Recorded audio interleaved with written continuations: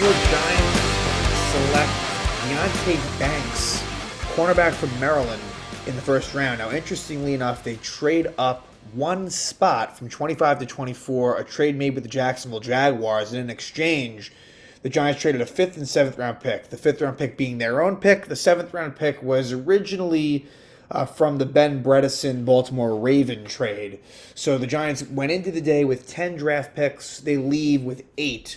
So they have one pick in each round, except they have one pick in rounds 1 through 6 and 2 picks in round 7. So pretty standard at this point after this Banks trade, although most of the draft capital was late in the draft. So let's discuss the trade first. The trade, it's a little bit confusing, and it's not as if you gave up anything overly significant.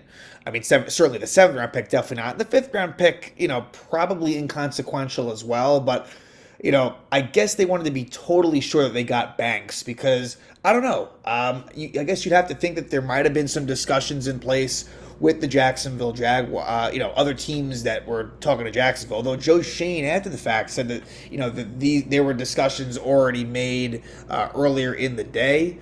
So, I don't know. It's an interesting one, and one that I don't know if I'll ever quite understand. I'm not totally up in arms with it because I think the pick is fine, and they just wanted to secure they got their guy. But I think there's a decent chance that they could have just let that go through, and that Deonte Banks wouldn't have been taken. I think there's certainly a chance. I don't think it's a guarantee by any means that Banks was going to be taken there. I think it's unfortunate the way it panned out. Now, if you look at it, wide receiver and cornerback, I think, were the two positions that were definitely most coveted by the Giants for need. And, I kind of believe in best player available, and I'd like to think the Giants do as well. So maybe, you kind of killed two birds with one stone. What's interesting is that you basically had no wide receivers taken until pick 20, until Jackson Smith out of Ohio State gets taken by the Seahawks. Then Quentin Johnson from TCU goes to the Chargers. Zay Flowers, who I think the Giants were interested at Boston College, goes to the Ravens. And then Jordan Addison from USC goes to the Vikings. So we'll never know what they would have done if one of those receivers dropped. Again, I think there was probably interest in some of them, not all of them. But we'll never know that. Maybe Banks was kind of always their guy. Clearly, they must have liked him enough to trade up for him. That much we know. And I think Wink Martindale was literally the happiest guy in the room. I think that he's a good fit for Wink Martindale. Very athletic. And it seems that the Giants are placing a big emphasis on speed. And I think that makes sense. The Giants last year, they weren't, a particularly quick defense. But with Banks, there's speed, and there's a ton of athleticism. He's one of the most athletic players in the draft. Someone that I think, maybe has the potential to be a lockdown corner. Of course, it's a bit presumptuous, but, I think he's got the skills to do so. And I think opposite of Dory Jackson, the Giants are hoping that they finally found, a really solid cornerback too for now. And who knows, maybe in due time can become the number one cornerback. But, it was a huge position of need at a very important position. Cornerback is definitely one of the most important positions. And so with Deonte Banks, we'll see. He was in the Big Ten at Maryland. Again, it's interesting because Jerry Porter Jr. was there as well, but he did not get taken in the first round. So, there were 7 more picks in the first round, and Porter was not taken as one of those.